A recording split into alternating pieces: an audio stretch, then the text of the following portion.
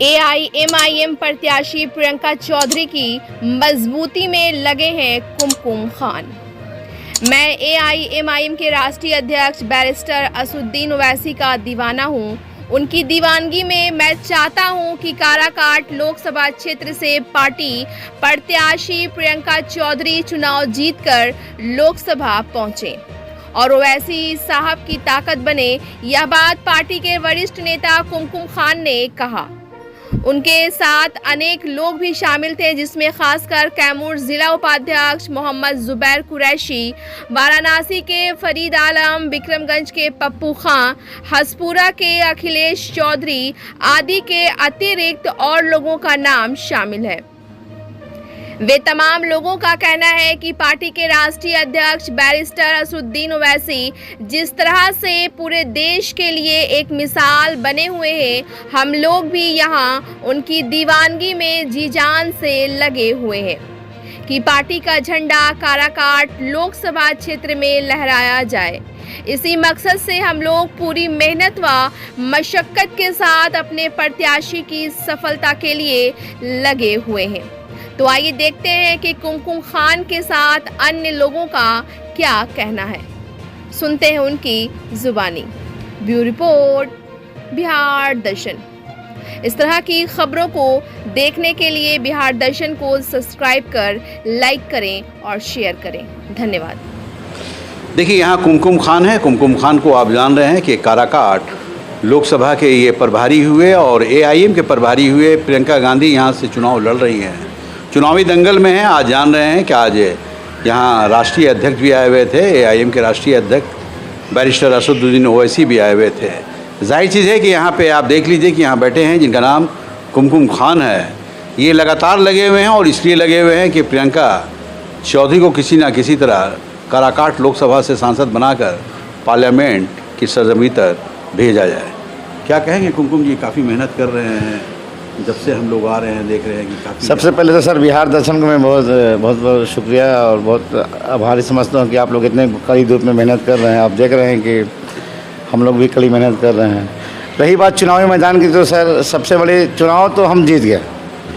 उसका वजह यह है कि प्रियंका चौधरी, जिस एमआईएम को ये शाहाबाद में बहुत कम लोग जानते थे, जिसको प्रियंका चौधरी और गांधी चौधरी ने ओवैसी साहब को यहाँ इस सरजमीन पे ला करके और अपने आप को चुनावी दौड़ मैदान में रेस में सबसे आगे कर दिया। और ओवैसी हिंदुस्तान का वो लीडर है, वो चेहरा है कि जहाँ जाता है तहलका मचा देता है और जो सच बेबाक बोलने वाला है, जो सब दिन दलित मुस्लिम के साथ जो सब दिन खड़ा है, उसके साथ पूरा ज़माना आप देखे होंगे सर कि बच्चों के बाइक्स, कार्स और बेपनाह भीड़ थी, बेपनाह मोहब्बत लोग इस गर्मी में, तपिश में।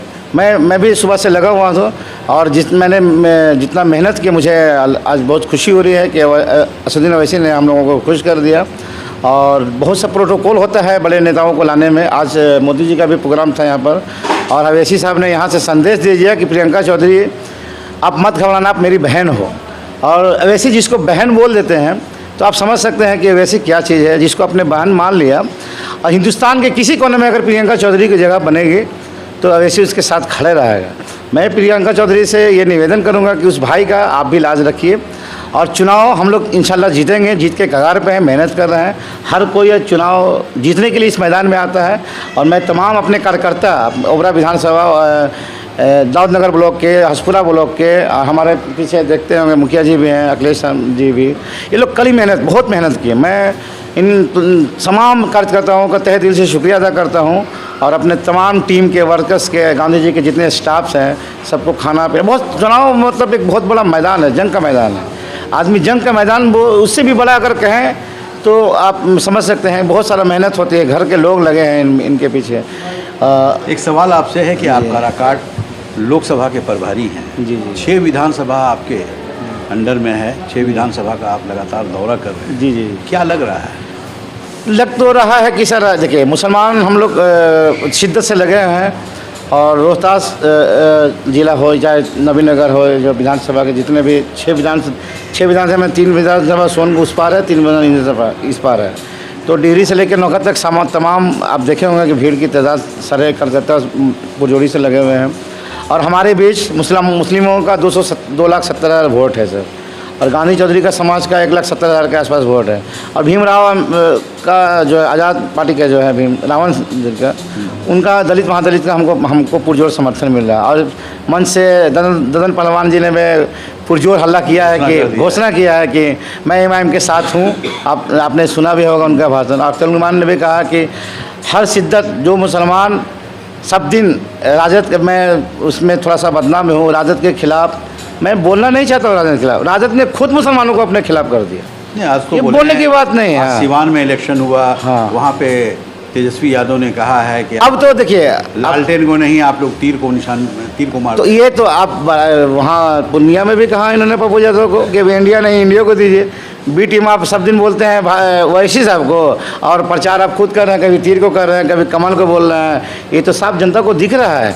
कहीं ना कहीं तेजस्वी जी का भाजपा के साथ संगठन बन चुका है अंदर, और ये जान रहे हैं कि बहुमत से अब मैं सरकार बिहार में नहीं बना पाऊँगा। इस वजह से सोच रहे कि 30-40 सीट अगर हमारा आता है, 20-25 आता है, विधानसभा की मैं बात कर रहा हूँ, तो कहीं ना कहीं भाजपा के साथ मिलकर सरकार बनाऊँगा। क्योंकि उनको सिर्फ सत्ता चाहिए। उनको अपने समाज के लोग उनसे नाराज़ हैं। मुसलमान को तो झोला ढोलने के लिए उन्होंने रखा ही है, लेकिन अब मुसलमान जाग गया है। अब अपनी पार्टी अपनी वोट के नारे के साथ हम लोग मजबूती से लड़ रहे हैं, और अपनी पार्टी को पुरजोर तरीके से वोट देंगे हम लोग, और तेजस्वी जी के को दिखाएंगे कि मुसलमान क्या है।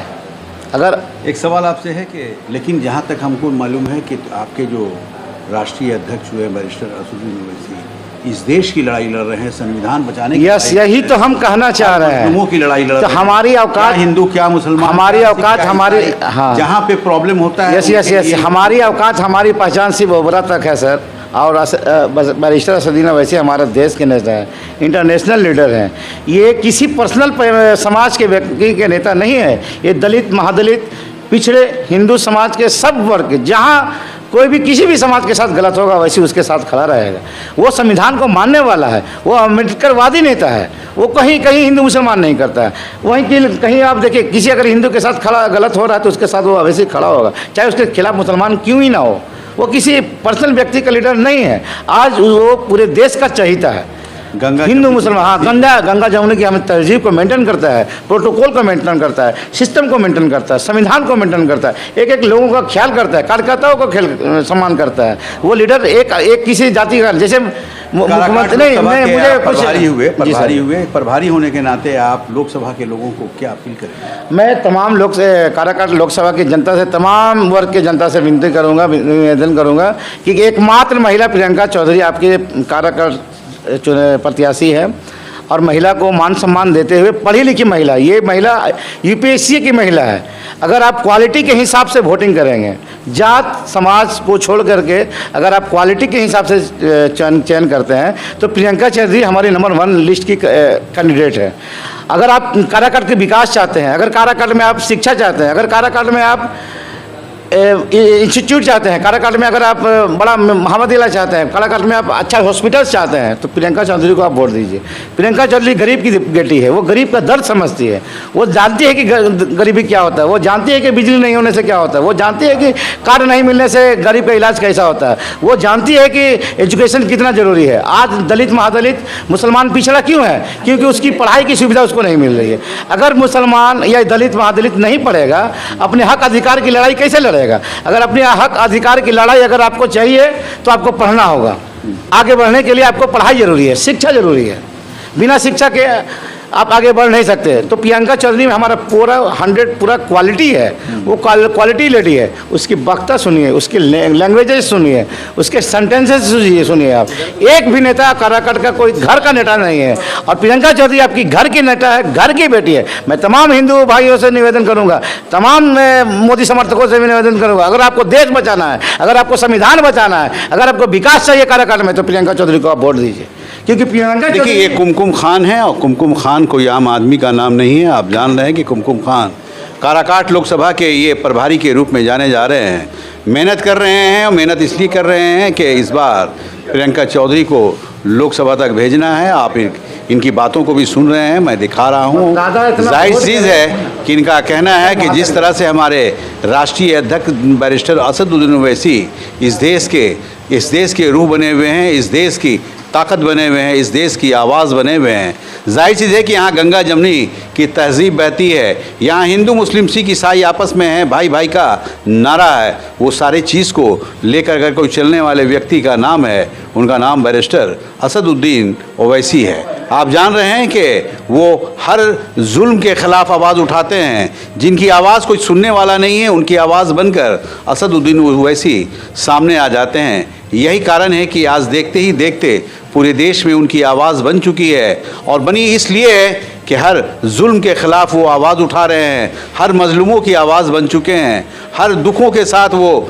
सुख के लिए खड़े हो जाते हैं। जाहिर चीज़ है कि काराकाट लोकसभा से उन्होंने प्रियंका गांधी को अपनी बहन मानते हुए चुनावी दंगल में उतारा है, और इसलिए उतारा है कि यहाँ से चुनाव वो जीत कर पार्लियामेंट की दहलीज तक पहुँचे, क्षेत्र का विकास करें, और सबसे बड़ी चीज़ है कि इस क्षेत्र के लोगों को हरा भरा करते हुए विकासशील बनाएं, हुनरमंद बनाएं, और काराकाट पूरे देश में चर्चे का विषय के रूप में। देखिए यहाँ पे कुनकुन खान है, ये और भी कुछ विशेष रूप से कहना चाह रहे हैं, खासकर असदुद्दीन ओवैसी के ऊपर क्या कहेंगे? एक शेर हम पूरे हिंदुस्तान वासियों के लिए कहेंगे, हजारों साल नरगिस अपनी बेनूरी पे रोती है, तभी होता है चमन में दीदवर पैदा। तो बैरिस्टर असदुद्दीन ओवैसी साहब वो इस चमन के हमारे हीरो हैं। मैं तमाम देशवासियों से विनती करूंगा कि हिंदू मुसलमान करने वालों से दूर रहे।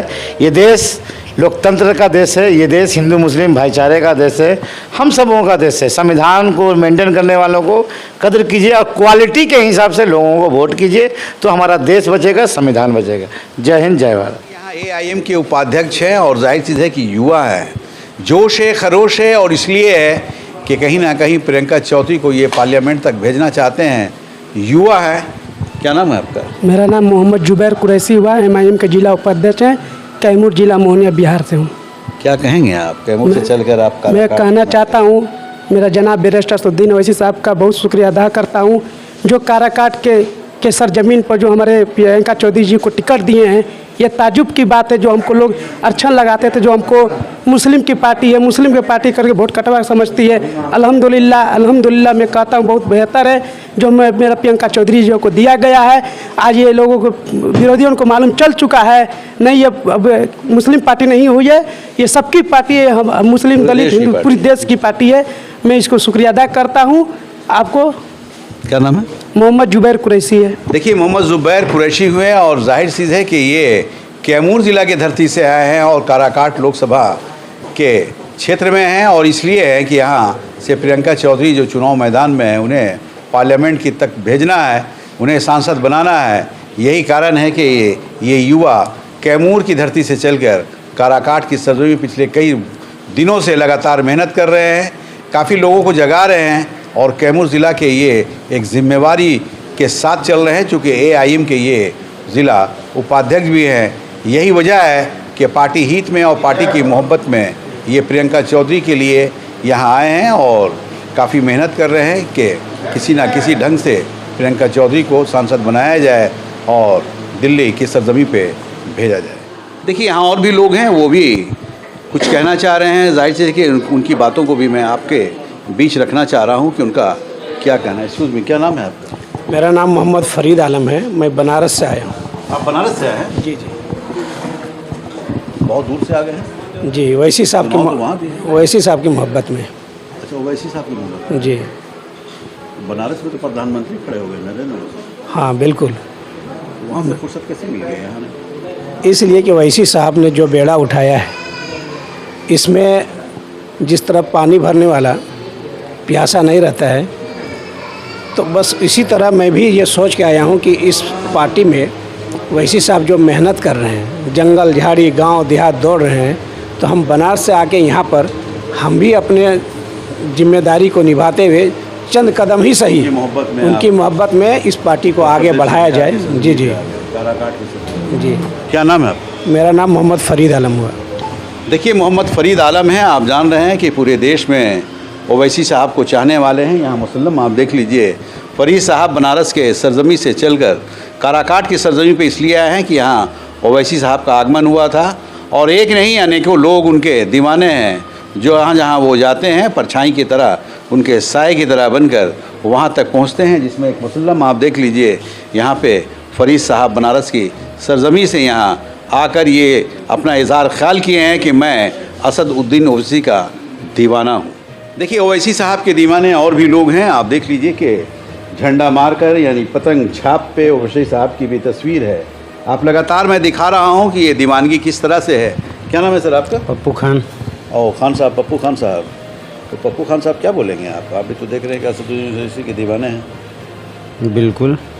क्या कहना चाहेंगे काराकाट लोकसभा क्षेत्र के बारे में? काराकाट लोकसभा में आज बैरिस्टर असदुद्दीन ओवैसी साहब का आगमन हुआ था। पहले वो आए अमजद शरीफ में, वहाँ पे सैयदना पाक रहमतुल्लाह अलैह के आस्थाने पे चादर पोशी हुई। उसके बाद बाई रोड वो नासरी हरियरगंज में स्टेडियम में उनका सभा था। और ओवैसी साहब के चाहने वाले, जानने वाले, मानने वाले एक बहुत बड़ा जन सैलाब जो काराकाट की धरती पे आज कई एक जगह प्रोग्राम हुआ, बीजेपी का, माले का। लेकिन आप तो यहाँ हैं या कहीं से आए हैं, उससे हमको कोई फ़र्क नहीं पड़ता है कि आप कहाँ थे, किस सभा में थे। लेकिन आप हर सभा का मुआयना कीजिए। ओवैसी साहब की सभा में था मैं। तो आपने देखा होगा ना, उसको आप भीड़ कह रहे हैं। अरे वो जन सैलाब था, जन सैलाब था। अभी देश के प्रधानमंत्री का भी कार्यक्रम था ना आज, वहाँ 500 से ज़्यादा आदमी नहीं था। फेसबुक, सोशल मीडिया तो यही कह रहा है। लेकिन आज काराकाट लोकसभा के नासरीगंज हरियरगंज की धरती पे बैरिस्टर ओवैसी साहब के आने के बाद एक जन सैलाब उमड़ा और उन्होंने अपने प्रत्याशी MIM के प्रत्याशी जो काराकाट लोकसभा की प्रियंका चौधरी जी हैं, उन्होंने अपने बयान में कहा है कि मेरी बहन जो प्रियंका चौधरी खड़ी हैं, आप लोग इनको ज़्यादा से ज़्यादा वोट देकर दिल्ली भेजने का काम करें। ये क्या नाम हुआ आपका? पप्पू खान तो नाम है सर। पप्पू खान, हाँ, छोटा मोटा आदमी है। देखिए पप्पू खान हैं और ये भी ओवैसी साहब के दीवाने हैं। जाहिर चीज़ है कि ये भी प्रियंका चौधरी को लोकसभा तक भेजने में लगातार ये लगे हुए हैं। और इसलिए लगे हुए हैं कि यहाँ से असदुद्दीन ओवैसी ने प्रियंका चौधरी को अपनी बहन मानते हुए उम्मीदवार बनाया है। काफ़ी उम्मीद के साथ बनाया है कि इस क्षेत्र के लोग उन्हें अपना कीमती वोट देंगे और वोट देकर पार्लियामेंट की सरजमी तक भेजेंगे। जाहिर चीज़ है कि जिस तरह से पार्लियामेंट के अंदर असदुद्दीन ओवैसी गूंजते नज़र आते हैं, बोलते नज़र आते हैं, और जाहिर चीज़ है कि अगर प्रियंका चौधरी भी यहाँ लोकसभा में पहुँच जाती हैं तो उनका साथ देते हुए अपने क्षेत्र का भी विकास के बारे में, अपने क्षेत्र के प्रॉब्लम के बारे में, अपनी क्षेत्र को बातों को वो सांसद तक, पार्लियामेंट तक रखेंगी और रख कर कहीं ना कहीं इंसाफ दिलाने का काम करेंगी। यहाँ पे एक साहब और हैं, इनके ज़ुबानी मैं आपको सुना रहा हूँ, इनका क्या कहना है। एक्सक्यूज़ मी, क्या नाम है आपका? मेरा नाम अखिलेश चौधरी है। मेरा घर हसपुरा हो, हसपुरा प्रखंड में, ग्राम बरेली चक के रहने वाले हैं। क्या नाम हुआ? अखिलेश चौधरी। अखिलेश चौधरी जी। आप भी असदुद्दीन ओवैसी के दीवाने हैं क्या? जी बिल्कुल दीवाने हैं। क्यों दीवाने हैं? आज पहली बार हम देखे ओवैसी जी के। बहुत सा नेता है, बहुत सा गए, बहुत सा देखे, लेकिन आज ओवैसी जी जो है गरीबों के लिए पहली बार बात करते हैं। दलित, महादलित, पिछड़ी, हरिजन, ये सब के लिए बात करते हैं। बाकी तो कोई मुद्दा की बात ही नहीं करता है। सिर्फ आज राजनीतिक जो है धर्म के नाम पर हुआ, सिर्फ धर्म के नाम पर राजनीति हो रहा है। कहीं भी जाइए मंच पर कोई बोलेगा कि हमने राम मंदिर बना दिया, कि कहते हैं कि गरीबी दूर हो गया। आप देखिए अभी भी राशन तो मिल रहा है, फ्री में राशन मिल रहा है 5 किलो, तो गरीबी गया कहाँ? 70 करोड़ का भी फ्री में अनाज मिल रहा है, 80 करोड़ का, तो गरीबी क्या? 80 करोड़ तो अभी गरीब है ही भारत में। अब बात करते हैं मुद्दा की कोई बात करने वाला है आपके देश में? कोई नहीं है। आज मोदी जी के देखिए भाषण में क्या बात करते हैं, कभी भी मुद्दे की बात नहीं करते हैं। सिर्फ मंदिर के नाम पर लोगों को भटका रहे हैं, मस्जिद के नाम पर भटका रहे हैं, हमारा हिंदू मुस्लिम को लड़ाना चाहते हैं। एक दिन भी मुद्दे की बात नहीं करते। आप उनका कभी भाषण में जाते हैं, आप सुनिएगा, देखिएगा। हाँ, तो उनका भाषण देखिएगा, कभी भी मुद्दे की बात नहीं करेंगे, विकास की बात नहीं करेंगे, रोजगार की बात नहीं करेंगे। जब भी बात करते हैं लोगों को भटकाने की बात करते हैं और हिंदू मुस्लिम बंटवारा करने की बात करते हैं और कुछ नहीं करते हैं। मोदी जी को देखिएगा, अभी वो नर्वस हो चुके हैं पूरी तरह से। उनको समझ में नहीं आ रहा है कि हम क्या भाषण दें। बोलते हैं कि कल के दिन मंगलसूत्र आपका छीना जाएगा। अरे भाई, आप प्रधानमंत्री हैं, गर्व रखिए, अपना पद का भी गर्व रखिए। प्रचार मंत्री है, प्रधानमंत्री कहाँ है? कि हम क्या शब्द कहाँ पे बोल रहे हैं, नहीं बोल रहे हैं, सोचने की बात है। पब्लिक सब समझता है आप क्या बोलना चाह रहे हैं। आजकल बुर्बक नहीं है, सब समझ गया है कि आप क्या बोलना चाहते हैं, क्या चाहते हैं, सब होशियार। आपको उनकी बात समझ में आ गई? बिल्कुल। ओवैसी भी आप आ गए। बिल्कुल समझ गए। आज हमने मैंने ओवैसी जी के देखा भाषण, लोग एकदम गरीबों की हक के लिए लड़ाई लड़ते हैं, एकदम गरीबों के हक की लड़ाई, कोई भेदभाव जात कुछ की नहीं बात करते हैं। जब देखिए दलित गरीब अति पिछड़ी सब के लिए लड़ाई लड़ते हैं। कोई आज तक उनका अभी भी भाषण सुने।